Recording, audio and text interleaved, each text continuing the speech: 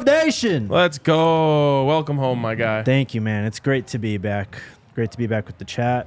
Great to be back on the Twitter sphere where everyone hates us. Yes. It's a beautiful thing. It's a beautiful thing. It is. It's pretty funny, too. I told you this off air, but I'm telling you on air. You were very missed yesterday. Thank you. As I said, you should go and clip some parts of the show and just bring that in when you ask for a raise. Okay. And just be like, this is what I bring. All right. See how smooth I did this? Sounds good. And then look at RK. He's fumbling all over himself. Also, not to Thank you, Chris. lower the vibes, but on behalf of the chat who was talking about it yesterday and myself, sorry to hear about your pup. My baby Boo. 14 long years, man. Great life. Great life. Great life. And then finally, to bring the vibes back up, I just texted you something. This player entered the portal. Yeah? And I just was wondering if you could say his name for me. Oh, my God. Yes, let's go. Hold on. We're presented by Illegal Pete's. Shout out Illegal Pete's, everyone's go-to spot for burritos, buddies, and beers. All right.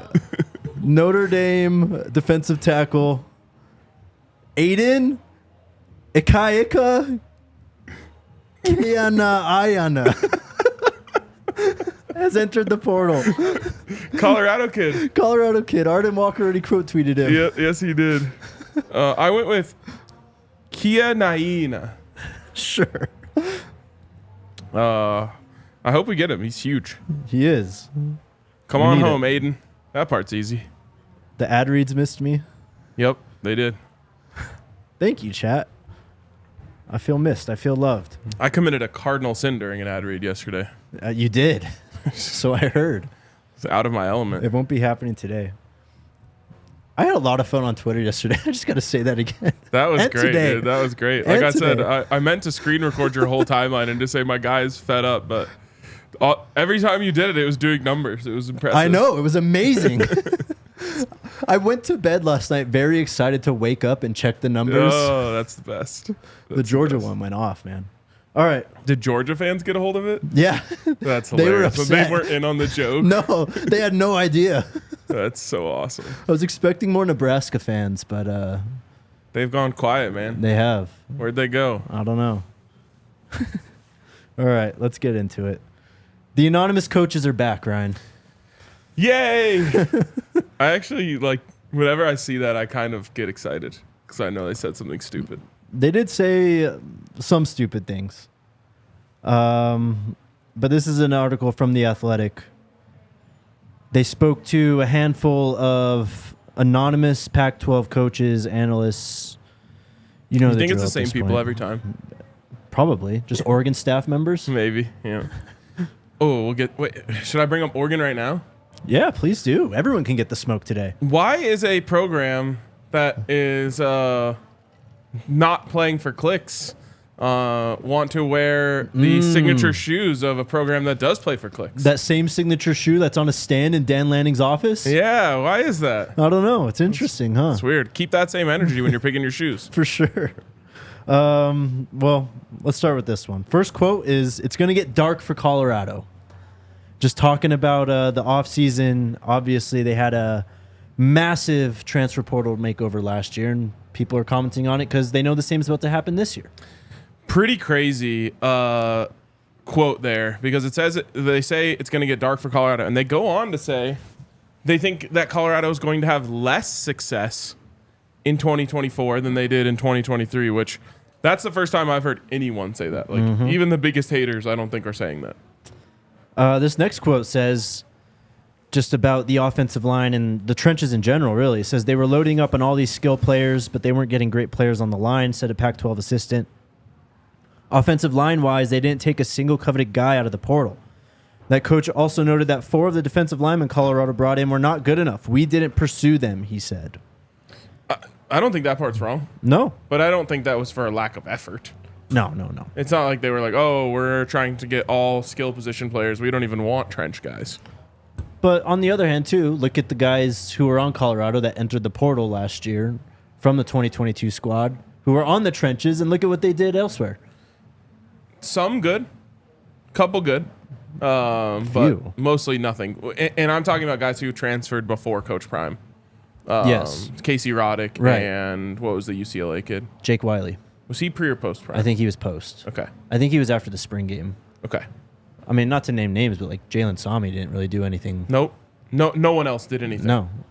Tyus Martin went to Jackson State. I don't think he did much. No. So yeah, I mean, they were. Look, the story of the portal has always been the hardest position to get is linemen. Mm-hmm. And while I still think that it's true this year that it's going to be the hardest, it's going to be easier than ever before. We've already seen just a couple days into the portal that starting offensive linemen at big schools, which I've been pounding that drum, are entering the portal. Now, Colorado has to close the deal on some of these and get them, but this year is going to be the biggest portal year ever. So if there was, let's just say 50, probably not even, 20 good offensive linemen that hit the portal last year, it's going to be 50 to 100 this year. Yep. The next quote. They were horrible on the front. They couldn't protect Shedeur. He was getting massacred in our game. It's really hard to do anything when you can't block anybody. Again, not wrong. Massacred in our game. So let's see what teams that could have been. So Arizona State, Oregon. No, Oregon. he didn't get massacred in Arizona State, I don't think. Okay, then well, Oregon? USC. No. He got sacked a few times against That USC. was one of their better games, though. It was. Oregon, UCLA, UCLA, Washington State. Oregon State. I don't remember that one as much. So, okay, could have been. The ones that stood out to me the most are Oregon and Washington State. All right, next quote. They have a lot of speed outside, and the receivers were just as good as anyone we played. It was really just that the offensive line was so overmatched, and they didn't have a tight end at all, said another Pac-12 assistant. Not having a tight end who can block was a bigger deal than a lot of people think. That really hurts an offense. They didn't have any answers in protection because of that. I feel like that's a point we've made on this podcast. And we should have separated these into like popping off, spouting BS, and actually valuable information or decent quotes. This one fits into like the not having a tight end who can block. I mean, there are teams who don't love their tight ends, but they actually have bodies that they can put out there. There wasn't a player on the roster other than Michael Harrison that they trusted to put on the field Yep. at all. But Haas Fawcett had to make a graphic for the tight end that entered the portal. Because I don't like him anymore, I'm just going to allow you to keep mispronouncing his name. I said that someone should make a parody account called Grass Sink. That would make more sense if you called him Hayes. Whatever. Someone said you were dancing with Chip last night? I was. That's my guy. Unk and I were sitting courtside at the women's basketball game. Shout out to the women. Man, that was a weird game. Yeah. They played with their food for half the game. No, sorry, 3/4 of the game, and then outscored them like 30-2 in the fourth quarter or something Jesus. crazy. They ended up winning by 30. It was crazy. Good for them. But yeah, Chip came up and wanted to do the disco dance with me. That's my guy, man. Love Chip. I hope the tapes have been burned. But I need to find it. I know Neely Send me the recorded clip. it from behind, so Another Pac-12 assistant said it's a developmental position, talking about the offensive line. It took us like 3-4 years to have a middle of the pack O-line. It takes time to do that. They have to stick it out and develop. Mike Munchak, baby. They've landed recruits on the high, and they're sinking a little bit. They're not sunk, but they've stumbled. You have to maintain relationships at the high school level, someone said. Okay. This one's about Sean Lewis. Said that was embarrassing. If I'm Sean Lewis, I'm out of there on the first opportunity, which basically happened. That coach said that Shedeur's... I don't think it was Sean Lewis getting out of there at the first opportunity, for what it's worth. We'll get to Sean Lewis. Yeah. That coach said that Shedeur's propensity to hold onto the ball didn't always fit with Lewis's quick release tempo system, causing a rift. That coach also said that when his team faced Colorado after a 3-and-out by the Buffs, he saw Lewis try to get Shedeur's attention, but Shedeur pushed Lewis off and went to the other side of the field. It might have happened. Don't you think that cameras would have caught it if it did? Oh, absolutely. There's always a camera. No one would have missed that opportunity, bro. That's what I was gonna say. If that, I'm not saying it didn't happen, but if it happened in the way that it was described, you don't think that would have been posted because they know that's like a million clicks? Yep. At least. Yep. That's pure engagement right there. Yep. Another one about Sean Lewis. A lot of OCs will be hesitant to come into Colorado now seeing what Sean Lewis did. People were talking about him as a head coaching candidate after week 4, and for you to demote him, that's telling. Well, guess what? He still got a head coaching job. He did. One more assistant. It's like Sanders is out of touch with the roster and the people in the building outside of the big names. This is the one I have the second most issue with. How are you talking about that? You have no idea. Like, trying to say how in touch someone is in the building when you're not in the building is wild to me. No, this one was about the secondary. Pac-12 assistant said their secondary was very soft. Most of their corners played soft. Shiloh was physical, but he is not a great cover guy. Soft is not a word I would use for the corners. No. I mean, Travis Hunter is not soft. I mean, if we're talking about the Stanford game, that's the game that Travis literally returned from injury. Yep. So, I don't know. Yeah. This, obviously, you want more from the corners, but I don't think on the whole they were soft. This one is about Colorado's issues and them being self-inflicted. Another Pac-12 assistant said it's not just flash and circumstance. You don't go in thinking you're just going to automatically get better players. Well, they did. That doesn't happen in college football. What you have to do, at least with the good coaches I've been around, is you pour into the kids who are there.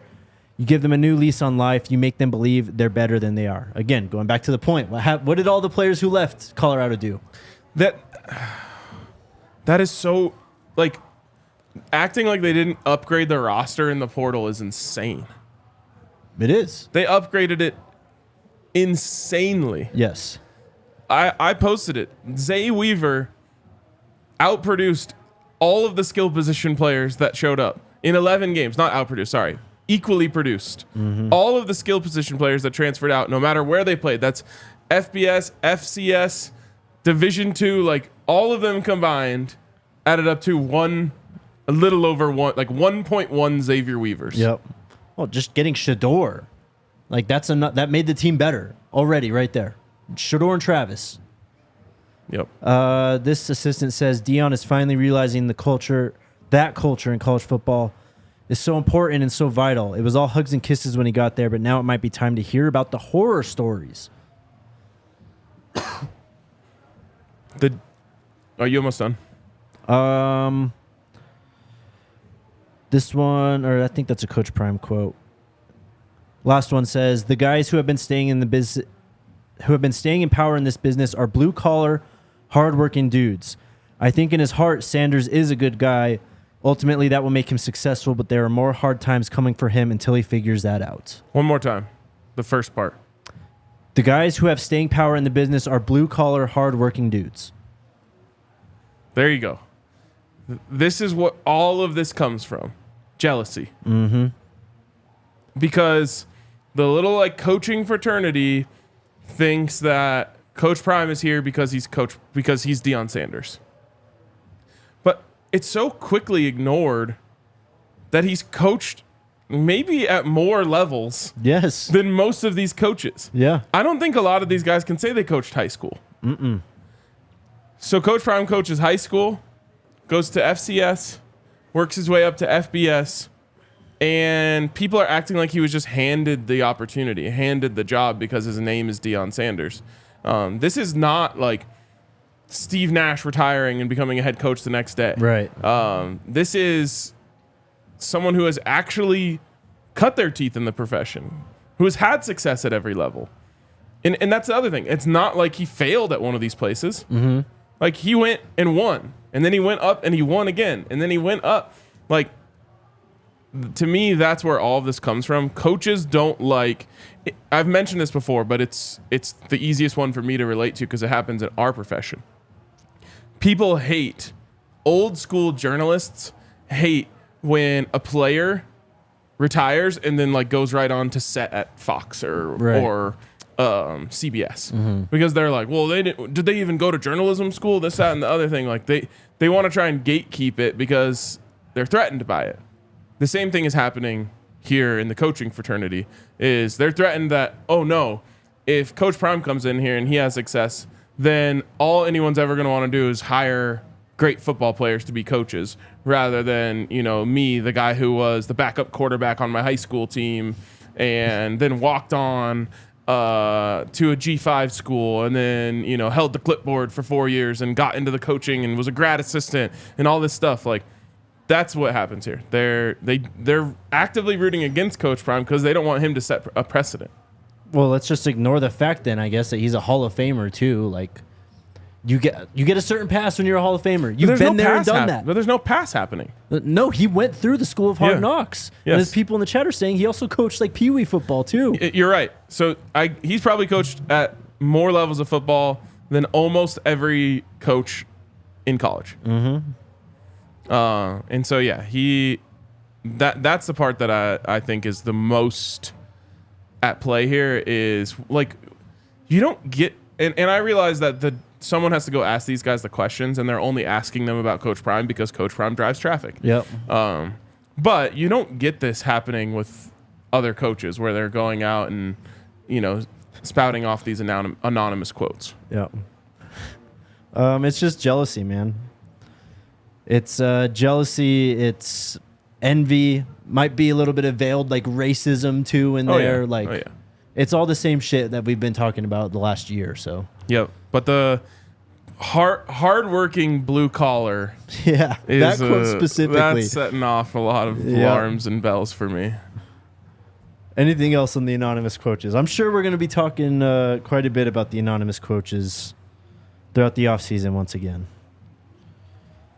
Shout out to our friends at Circa, our wonderful friends at Circa.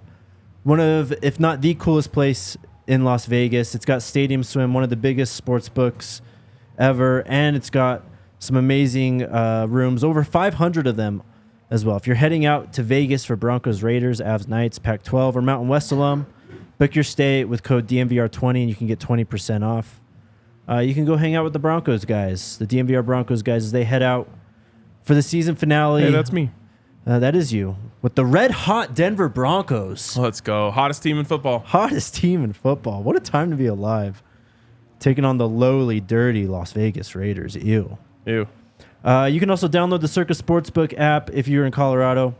Download the app at circasports.com. Circa Sports bets can only be made while physically located in the state of Colorado. Must be 21 or older. All rights reserved. Circa Sports Colorado encourages you to gamble responsibly. If you have a gambling problem, call or text 1-800-GAMBLER or visit problemgamblingcolorado.org. And then to our friends at Breckenridge Distillery, we've got some of their Broncos bourbon right here in front of us. They've also got the Broncos Blizzard, a new vodka commemorating the first white alternate Broncos helmets. Ooh. They were founded in 2008, most widely known for their blended bourbon whiskey, a high rye mash American style whiskey. They've got all kinds of good stuff. Also check out their Riki seltzers. We are big fans of those here at the DNVR Bar. Those things, they're not a joke. Will put you in the dirt. Yeah, be careful. They also sell the Rikis at Broncos games, I've learned. Ooh. Yeah. They can sneak up on you because they're 7%. Mm-hmm. So don't drink them like they're 5% because you'll be in a place that you weren't planning on being. You've been warned. But they're delicious and, again, potent. Yeah. Be careful with them. Next thing you know, you're walking out a mile high yelling at Vikings fans. Speaking from experience. How are you going to yell at Vikings fans? People, they're just Midwesterners. They were singing the lame-ass song right behind me and shit. Like, I just had enough of it. Oh, that's hilarious. The person I was sitting with was, like, trying to get smoke with the Vikings fans, and I was like, what are you... It's just like... They just want to, like, make you a hot dish. Everyone can get the smoke right now. Anyway, shout out to Breckenridge Distillery. Products are available in all 50 states. Shop your local retailer or visit BreckenridgeDistillery.com for home delivery of award-winning Breckenridge spirits. What's the slogan, Ryan? The slogan? You tell me. I'm not allowed to say it. You had it right before the show. Aper everywhere? I hate you guys. I asked for help, I know. and no one will give it to me. What is it? It's Opry Anywhere. Opry Anywhere. Honestly, we should get like a compilation because apparently no one at DNVR can pronounce this word. I don't know if you've ever seen Bert Kreischer has like a compilation of they did like ads on podcasts for his tour, and no one could say his last name right. Yeah. And so he like made a compilation of everyone mispronouncing it, and Andre made it. Our Andre? Yep. Wow. It was awesome. World famous Andre. Speaking of making it into compilations, Oh, yeah. the new trailer for the Coach Prime documentary is out. Uh-huh. Listen very closely. Listen very closely. You'll see some surprises, I'm sure, once that gets unveiled. What is it, December 7th? December 7th. That is next. That's a week from tomorrow. No coincidence, Jake, that drops shortly after the portal opens. No coincidence at all. Portal opens on Monday also. Get ready. All right. You guys talked about it yesterday, but today Sean Lewis was officially introduced as the new head coach at San Diego State.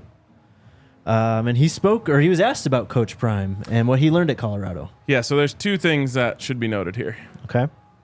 Before he was asked about Coach Prime, Uh-huh. there was a chance that you went through the entire introductory press conference without ever hearing about where Sean Lewis came from. Former Kent State head coach, right? The athletic director never mentioned Colorado once. He talked all about, his success at Kent State. I think went all the way back to his time at Eastern Michigan with Jimmy Garoppolo. Wow. But never mentioned the word Colorado once. Then people are pointing to this one. Sean Lewis, he said, like, all the coaches that have believed in me, there's too many to name. And then he did name a couple, but none of them were Coach Prime. But then eventually he was asked about Coach Prime and said, what did you learn from your time working under Deion Sanders? And he talked about what a great job Coach Prime does of telling the story of the players, which I think is notable for all the people who think Coach Prime only makes it about himself. And basically said, like, he learned about access and how that can be a positive thing, which I'm sure all the journalists in there were perking up. Yep. And then most notably, he talked about coach's ability to inspire and to, as he termed it, speak belief into existence, and how powerful that was. And, eventually, in the end, he said he was thankful for his time and it was invaluable to him. So. Coach Lewis did update his Twitter and all that. He added a line into his Twitter bio. Hope is not a strategy. I think that's true, but I don't know. Yeah, I think you're reading too deeply between the lines. Okay. But you wanted to talk about why Sean Lewis was demoted. Well, there's a lot of people kind of watching his press conference and reading between the lines or trying to infer that the reason he was demoted was because he had started talks with San Diego State. I don't know for sure what went down, but my guess, as someone who's been around these things quite a few times, not exactly with head coaches, but with coaches preparing for their next steps, is there's normally a conversation that goes down, which is, hey, look, it's probably not working out here, so you have the green light to go and pursue other things.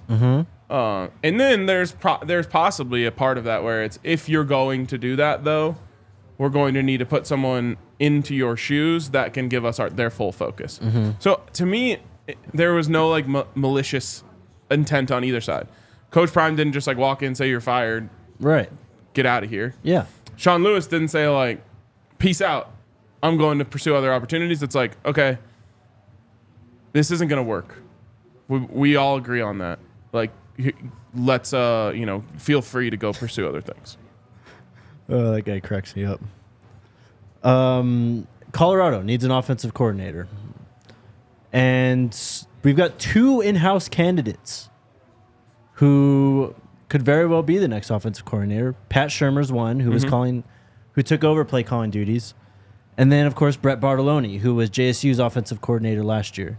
You're leaning towards Pat Shurmur. Yeah, I think if they're going in-house, it would be Pat Shurmur.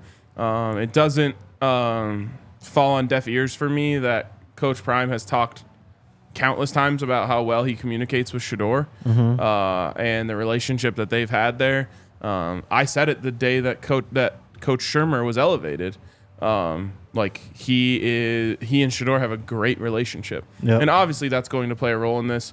And to anyone out there who wants to say that that's a bad thing, if you're not invested in the relationship between your coach or your offensive coordinator and your quarterback, you're not invested in winning, you know? Like, people are going to try to make that about Coach Prime and say, oh, he's just, all he cares about is what Shedeur wants. If, let's just say Lincoln Riley was a defensive coach, and he was like, yeah, like, it's going to be really important what the relationship that they have with Caleb Williams. No one would think twice about that, right? Or if, Andy Reid was hiring a new offensive coordinator, it's like, it's going to be important how we think he's going to work with Patrick Mahomes. Like, of course it is. Mm-hmm. That's your quarterback. So I think that is a strong possibility. I also mentioned on Twitter today the possibility of the connection between Pat Shurmur and Mike Munchak. Yep. If that's a possibility, that makes the Pat Shurmur possibility a lot more intriguing. As I've mentioned quite a few times on this show, Mike Munchak took a job in Denver, a lateral job from offensive line from offensive line coach to offensive line coach, yep, because he wanted to be closer to his grandkids. His daughter lives here in Denver. He wanted to come be by them. Since then, he was let go by Nathaniel Hackett, shockingly, to bring in a guy who didn't even make it through the season. And he mentioned on a podcast that I think it was Matt H. who tweeted it, that he was offered jobs out east this offseason, and he didn't want to take them because he wants to stay out west. So if Pat Shurmur is the coordinator, I think that there's a very strong chance that he could bring in Mike Munchak as his offensive line coach. Mike Munchak is one of the best offensive line coaches literally of all time. Yep. And another gold jacket. So you could have Coach Prime, Warren Sapp, and Mike Munchak all on the staff, which would be pretty crazy to have 3 gold jackets. So it'll be interesting.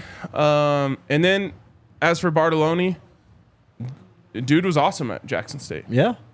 Air raid influence, played under Mike Leach. Mm-hmm. Certainly more of a college-style approach if you go that way. And also has a great relationship with Shedeur. And also did a great job with the wide receivers this year. And also is liked by everyone in that building. And he's recruiting his ass off. Yep. I'll put my vote in for Coach Bartolone. Just because of what he's done, as you said, with the receivers, what he's done as a recruiter, and just some of the continuity with what they've been doing, what Shedeur's been doing. I mean, obviously he was his OC already at JSU, but kind of keeping that, like you said, college style, that more air raid, wide open style. And I do think they need to, I've said it before, they need to vary it a bit. They need to add some pro-style elements, but not all the way, I don't think. So I would like to see Coach Bartolone as OC. I think he'd do a great job. And I think he learned, from the Celebration Bowl, specifically, just things that he could do to get better and be a better play caller. Yep. Another guy who, when you hear air raid, you just think, oh, but they need to run the ball, right? Right. They ran the ball a lot yes, under Coach Bartolone at Jackson State. So it would be interesting if they made that move. I love Coach Bart and would be happy for him. And I think that style of offense obviously can work. The thing that I like about going air raid is not reliant on the quarterback running. Mm-hmm. We've seen tons of, not to say Shedeur is this, but on the other side of the spectrum, like statue quarterbacks. Yeah, Luke Falk. Yes, I was just going to say, Luke Falk have tons of success in the air raid. Like Graham Harrell, not a dual threat quarterback. There's a couple other guys that I can't remember. I want to say Keenum, I guess? Guy's name was like Lobastow or something at Washington State under Mike Leach.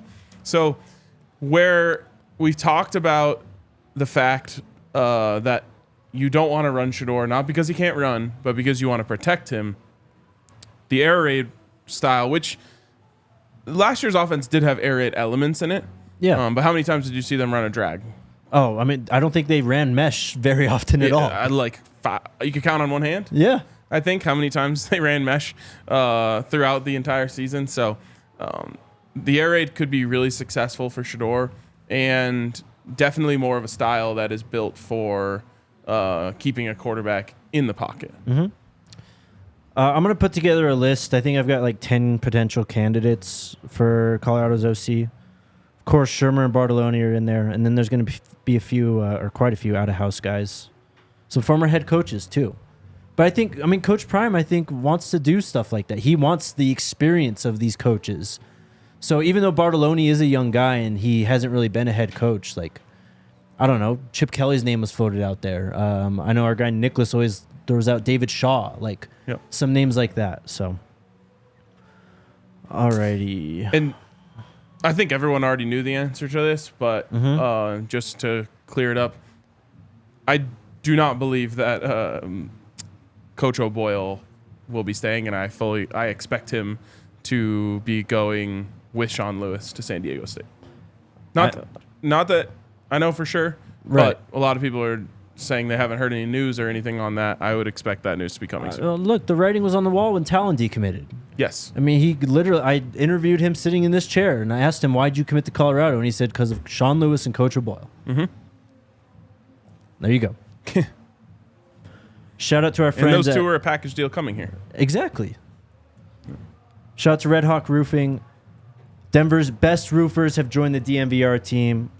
They've got decades of experience, a quick response time, and they're Colorado's best estimators and contractors.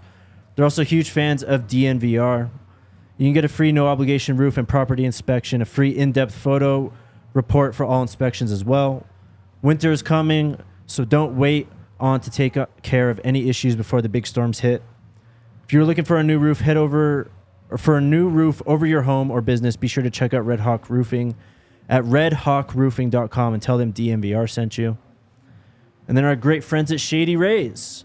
It's cooling down, but the Colorado sun is still very bright out here. Take on the sun with gear built to last. Our friends at Shady Rays have you covered. With their polarized lenses, strong, durable frames, even if you lose or break your pair on day one, they will send you a brand new pair, no questions asked. And if you don't like your Shady Rays, you've got 30 days to replace them, no questions asked as well. You can shop their entire collection online or at the Park Meadows Mall. It is still November. You've got 2 more days, today and tomorrow, to cash in on Shady Rays' biggest sale of the year for Black Friday. Don't miss out on their best deals for shades, snow goggles, and prescription sunglasses. Go to shadyrays.com and try for yourself the shades rated 5 stars by over 250,000 people. Quick side note. Mm-hmm. Trying to go up to the game. Yeah. In Fort Collins tonight. Yep. But having a hard time finding tickets. So if anyone out there has extra tickets that they would be willing to sell to Henry and I, and potentially Allie as well, let me know. You ain't hard to find. I am certainly not hard to find. Hit my DMs on Twitter. That's the easiest place to reach me. All right. Let's talk about some recruiting. Apparently it's over for Colorado, but still... We've got a 4-star wide receiver coming in this week. How about that? It's not over after all. 4-star athlete, I should say, actually. Draylon Miller. We've talked about him before. He was committed to Texas A&M for quite a while. Ended up decommitting in the middle of October. I think he visited before, right? Unofficially, I think? Yes. I think he was in the stands for a game. I remember seeing that picture. Yep. But 6 foot, go ahead. I think we walked past him in the facility on the way to the post-game show one time. Oh, really? Yeah. All right. 6 foot, 190, 64th overall player in the class, 14th overall wide receiver from Silsbee, Texas. Again, Coach Bartoloni, what this staff has been able to do in terms of recruiting skill players it's taken it to another level than what we've seen here at Colorado previously. We got Cam Michael. Draylon Miller could be next. Let's go. Also, someone said use Game Time. I've been trying to use Game Time. There's like the CSU fans, I just don't think they know about that level of technology yet, because there's literally only 3 tickets on here. Just 3? Yeah. Wow. I don't know if flip phones have Game Time on them. Well, do you get service in Fort Collins, like to reach Game Time servers? It's a great question. I'm going up there for my first time today. I'm concerned now. I'm telling you, I guarantee you will never have a worse media setup. Am I going to be like swarmed by like CU and Coach Prime haters when I walk into Moby tonight? Potentially. You're going to be sitting next to them. Yeah, I'm going to be yelled at, heckled. The media area there is just in the stands. Like literally the chairs are stadium chairs. Excellent. And there's a table where you're supposed to set your stuff, but the seats are really low, stadium seats, and the table is at normal height, so you're going to be like this, trying to look around your laptop to watch the game. Awesome. Can't wait then. Some portal news too. Colorado's offered a few offensive linemen already. The first one being Justin Mayers. He played at UTEP the last 4 seasons, or since 2019. He redshirted 2019. I don't have 2023 stats, but in 2022 as a redshirt sophomore, he started all 12 games at left guard. During that time, the Miners averaged 159.4 rushing yards per game. That was 61st nationally. He's been pretty highly coveted, 6'3", 309. He's got some decent offers at this point. He was only a 2-star recruit coming out of high school, but he has obviously outplayed that and is now one of the top portal offensive linemen so far. So CU is in there. And then Jaquan Scott, he played at Southern Miss, 6'4", 330. This is actually the number 1 offensive tackle in the portal right now. Number 11 overall portal player, 6'4", 300 pounds. We talked about him a little bit yesterday. Did you? Okay. Yep. From Mobile, Alabama. Gurquan Scott. Gurquan, is that his name? I think. Or what is it? I said Jerquan. Oh, I mean, we're pretty close. It's just Jur or Gur. Mr. Scott is what I'm going to call him. There you go. Mobile, Alabama. Yeah, we talked about that too. A favorite place of ours. Yep. Started in all 12 games. So we had our meet sophomore. What? I knew Alyssa would know what I was talking about. It's like in a movie when like, you know, 2 people like bump into each other and they're like, oh, like, sorry. And it's like, it's okay. Like, what's your name? You know, like. I don't know what you're talking about. What? I'm not. What did I butcher? I watch ball, okay? Oh, I butchered the name? Oh, that happens. Happens to the best of us, right, Jake? I guess so. He's played in like 40 games for Southern Miss.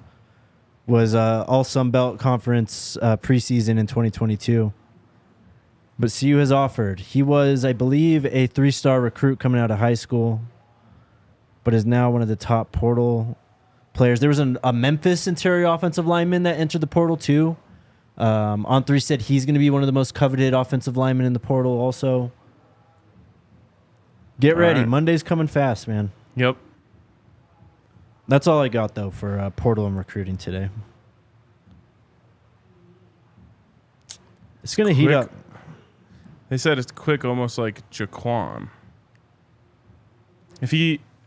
Well, it's okay. Hopefully we have a chance to learn his name at the highest level. Southern Miss. All right, shout out to Game Time. Let's go. I guess there's only 3 tickets for tonight on Game Time. There is. I'm not even kidding.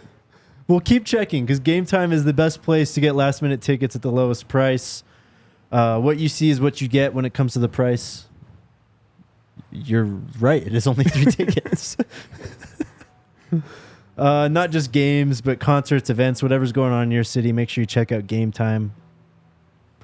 Download the Game Time app, create an account, and use the promo code BUFFS, BUFFS, for $20 off your first purchase. Terms apply. Again, create an account, redeem code BUFFS, BUFFS, for $20 off. Dang, 1,900 people watching. Today. Hit that like button. Last minute tickets, lowest price guaranteed. Yeah, hit the like button. Also subscribe to the podcast on Apple Podcasts or Spotify. We would greatly appreciate your 5-star review there as well.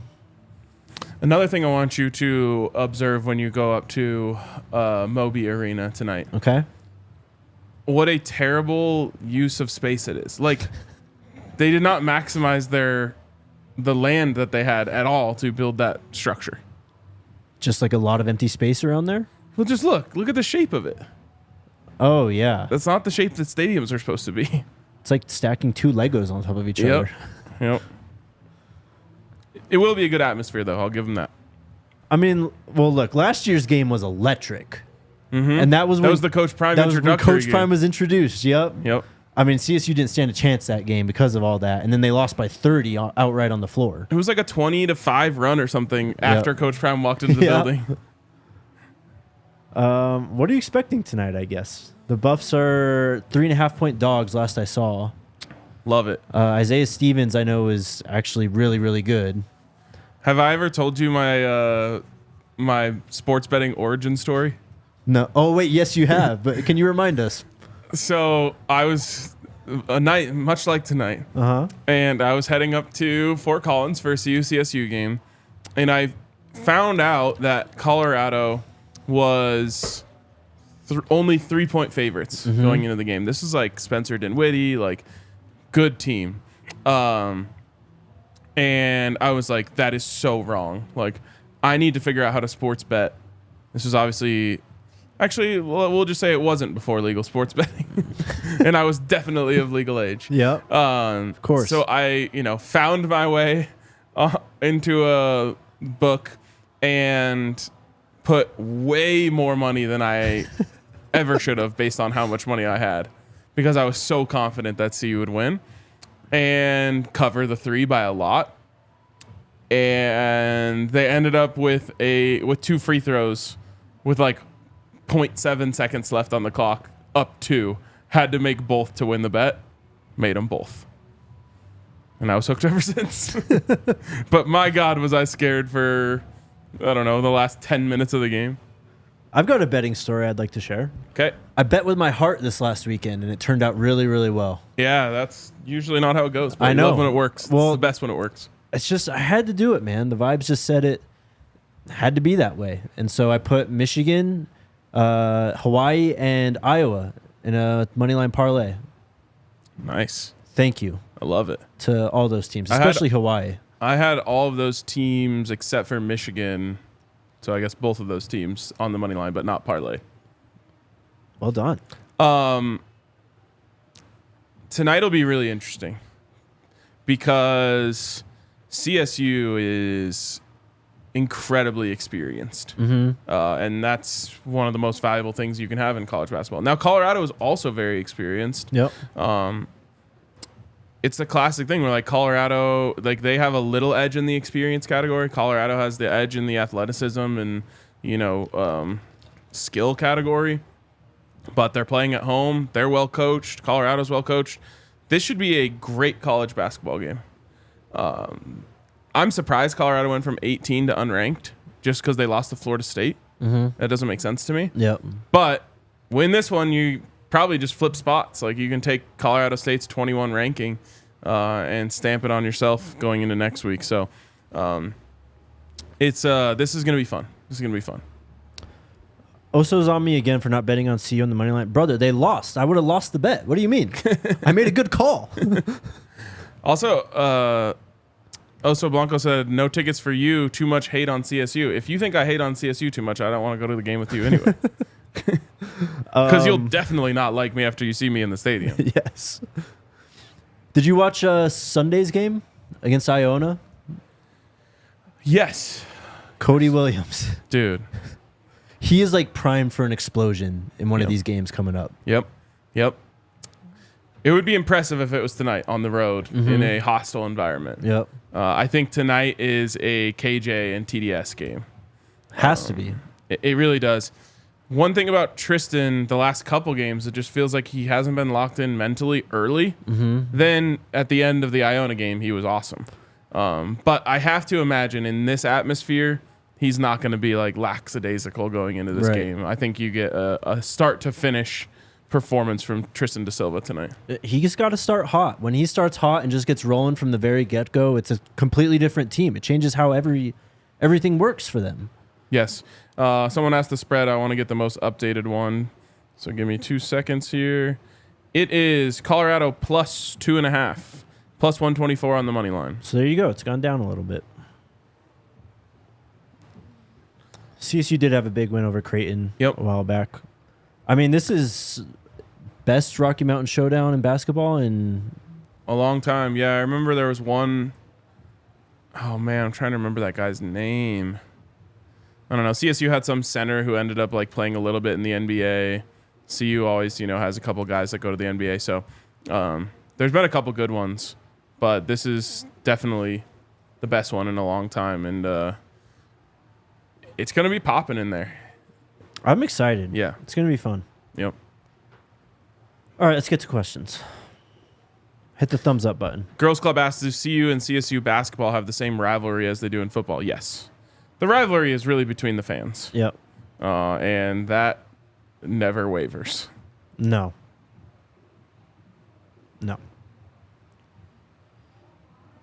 Senor Ray with the question, do y'all think a lot of the other coaching changes are because of what they know Coach Prime and CU are about to do with CU football? I think they believe more than any of us, and that scares them. The energy coming out of the facility is just exuding confidence. Yep. What Corey Phillips has been saying, Box is still tweeting eye emojis. Like, they're very, very confident with what they're about to do in recruiting in the portal. I completely agree. I'm not sure what the question means by the other coaching changes happening because of what they know about Coach Prime. I'm not quite sure. I don't know. All right. Super chat from Steven. Appreciate you, man. Says all these coach haters should listen to his Hall of Fame speech, how he busts hundreds of his players to games and rides home, paying thousands of dollars. I believe he's really in it for the kids. Anyone who knows Coach Prime believes that. Yes. But anyone who is just here to hate on Coach Prime just covers their eyes to that, and they would refuse to acknowledge it or just say like, oh, that was just a publicity stunt.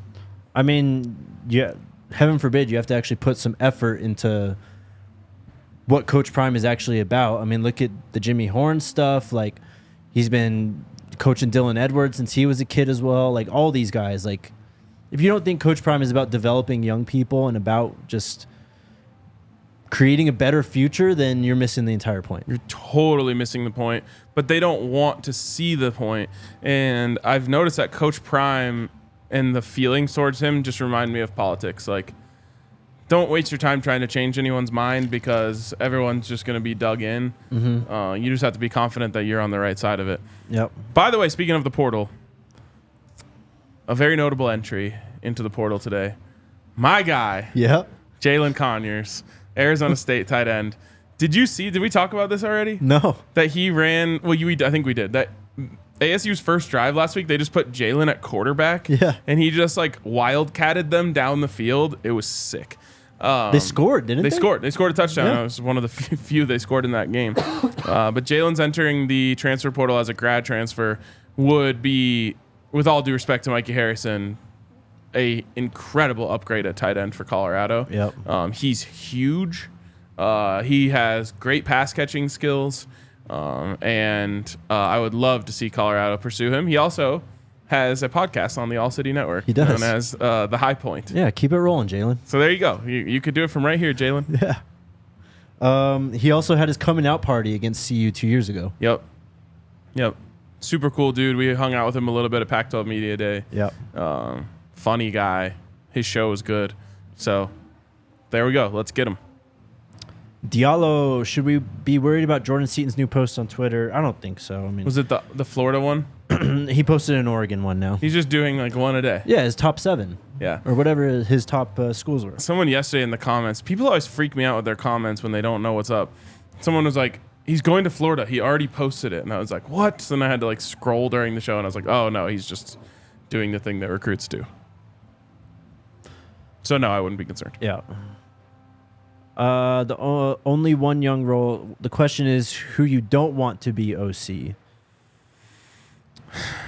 I don't know. Like, I almost said Jake, but I would actually be in on that.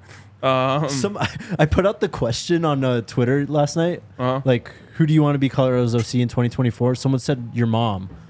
And I was like, well, if my mom gets hired, I'm one step away from being the OC. Yeah. So I'm actually on board with this. That's true. You'd be like wide receivers coach. Exactly. I don't know.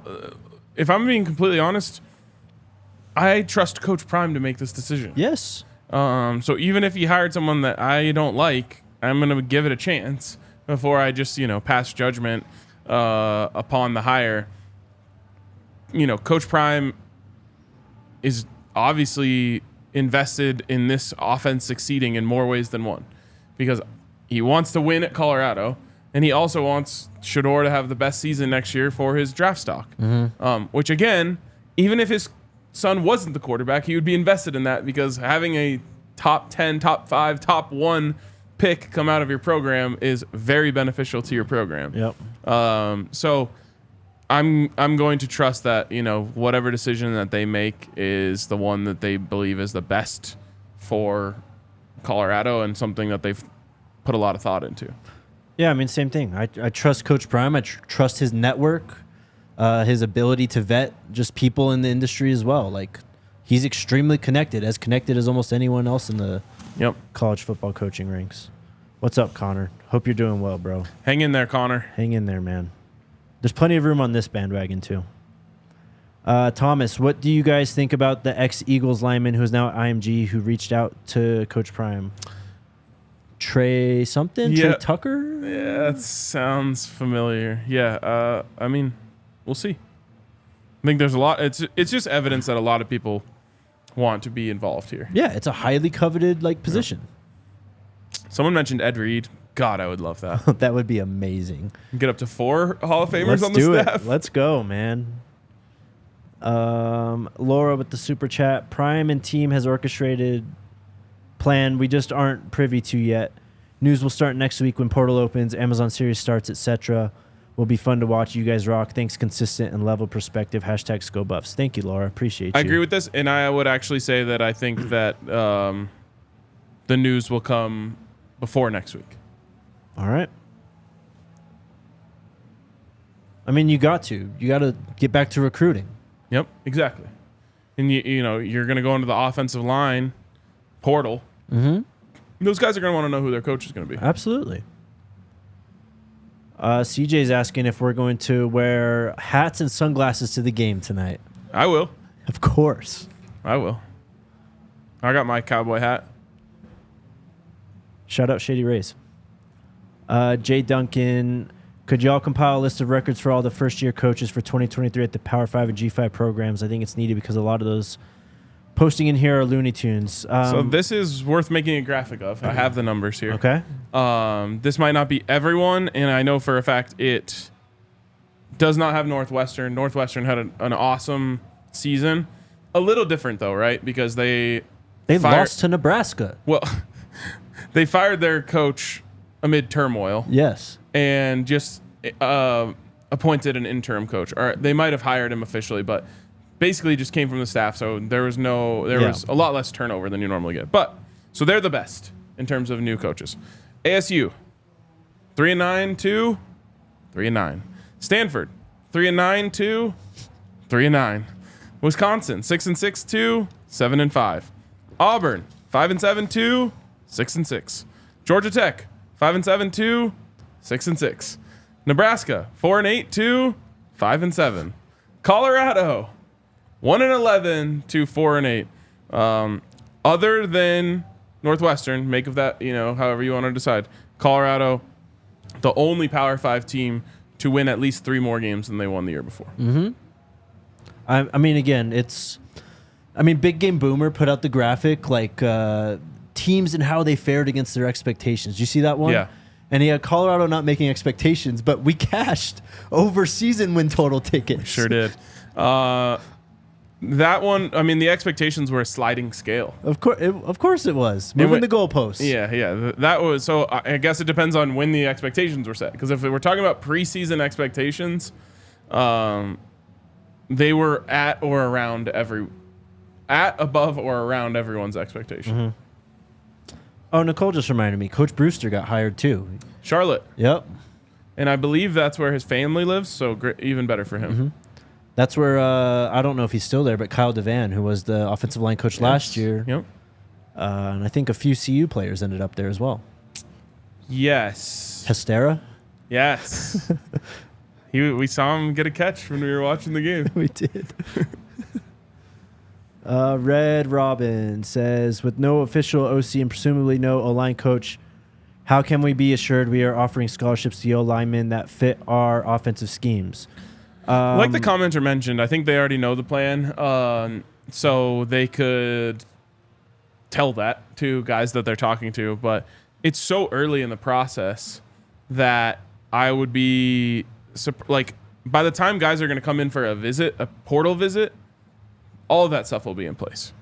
Well, and the scouting staff's still in place. Like, Corey Phillips and Coach Box are still there. Like, those are the guys who do all the scouting through the portal and recruiting and basically kind of vet the offers and all that. So that's why you haven't seen that really slow down. I mean, I guess it's slowed down a little bit, but the portal's still not even open. So. Also, just on someone made this point, so I want to point it out. Nebraska improving by 1 win over under Matt Rule. You give Colorado Nebraska's candy ass schedule, and they are. I guarantee they were going to a bowl this year. Yeah, Big Ten West sucked. Yes, Shedeur would have been like 10x the best quarterback in the Big Ten West. They beat Nebraska by 20 points. Exactly. While Shedeur got sacked like 5 times too. Yep. Wasn't even close. Also, nothing has ever been more prophetic than me saying one thing about Nebraska: they're going to fumble that rock. I think they led the country in fumbles this year. What was it against Iowa? Like 3 or 4? Yep. Terrible. Yep.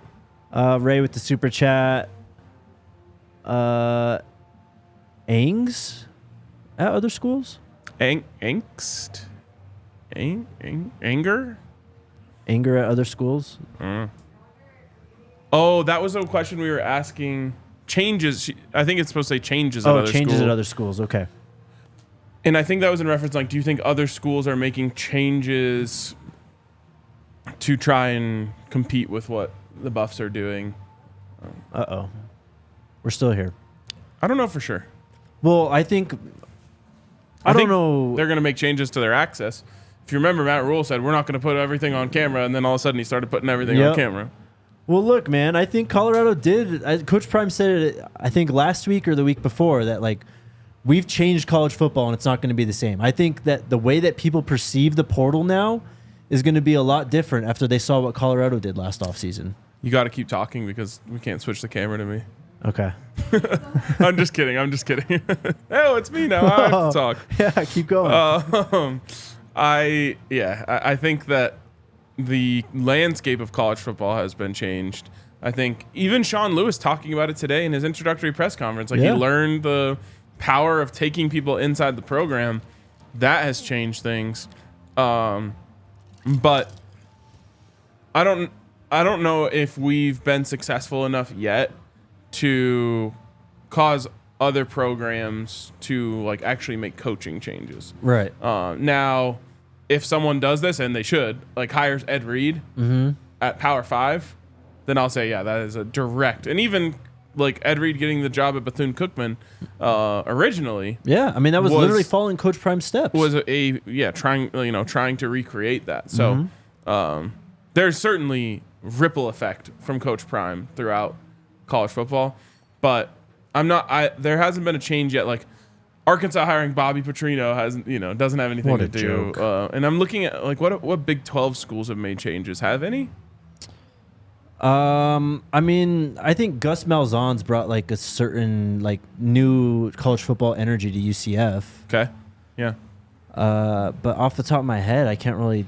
I think there's going to be changes internally for programs that are trying to capture what Colorado is doing. For sure. Bernard, are coaches allowed to contribute to NIL collectives? If so, how much do you think they have donated so far? Nope. Someone commented on our YouTube yesterday and was like, Colorado has a $2.3 billion endowment and you want me to donate to the NIL collective? It's like, Colorado's not allowed to use that for the NIL collective. It can only come from citizens and businesses. As far as, I don't know if there's another category of people that I'm forgetting there, but it cannot come from coaches. It cannot come from the school. It can't come from the athletic director. So yeah, it has to come from us. Yep. And that's how it works at every other program too. Exactly. 5280 Ivan, will Uncle Neely be on the show during the off season? Is there an off season the pregame show coming? For sure. Yes, he'll be on. The goal is to have him on weekly. So there you go. Stay tuned. Dan with the super chat. Brian Howell says he's 75% OC. It will be Pat. What do you guys think? Please say no. I wouldn't put a percentage on that personally, but I said earlier I think that's what's likely to happen. I think if you set odds, he'd be the favorite right now. There you go. And I don't think it's like minus 700 or anything, though. No. Nope. But I think it's possible. Also, I want to address this, and then this will probably be the end. Or let's hit this CJ Powell. With Great a $25 super chat. Thank you, man. Thanks for an incredible first year of Coach Prime content. Can't wait for year 2. Same here, bro. Neither Thank can you. we. And honestly, year 2 is off and running. Yep. It has begun. I keep seeing this comment that's like Coach Prime says he doesn't want, he's not having players come to Colorado to get rich. Meanwhile, Shedor's making $5 million. I don't know how it's so hard for people to understand the difference. Coach Prime is saying, if your main goal in your recruitment is to get money, we're not playing that game. Yes. He is also absolutely pro, once you get here and you start balling out, you making the most you can off of true NIL deals. Yes. Meaning Google, like Shedor has. Smoothie King. Mercedes. Yep. These are things. Coach Prime is not anti you maximizing your profile. In fact, he's incredibly pro you maximizing your profile. What he's saying when he talks about NIL is we're not going to do the dance where you're putting us in a bidding war against Texas A&M. Whoever drops the biggest bag is getting me. Yes. Saying we're not playing in that game. And I understand that. But he is absolutely pro you capitalizing on your profile and is actively invested in helping you grow that better than any other school in the country. So Coach Prime is not against players making money. He's against players, as he said, holding you hostage over NIL money to commit. Well, and I also wish that people would understand when they see that number from On3, that is a valuation. Yep. That is not just a check being written to Shedor that he's cashing. That is an estimated valuation of his complete NIL profile. Yes. And which you can't really evaluate that too. Like it's a rough number. It's a guess. Yes. And it does a ton of traffic when you do it. So I get it. And I understand why they're spending time to make those educated guesses. But they're saying involved in that is if he gets $100,000 car for free from Mercedes, yeah, that's part of it. Yes. That's not cash. Yes. Exactly. So there you go. Oh, I missed it. Only one day, but it's good to be back. It's great to have you back. Thanks. It's going to be a fun time. And I'm excited to hopefully go watch this basketball game tonight in my hat and sunglasses. Yep. Can't wait. We'll be back tomorrow. New schedule, I guess. I've gotten a lot of questions about this, but Monday through Friday now. Yes. Just so people know.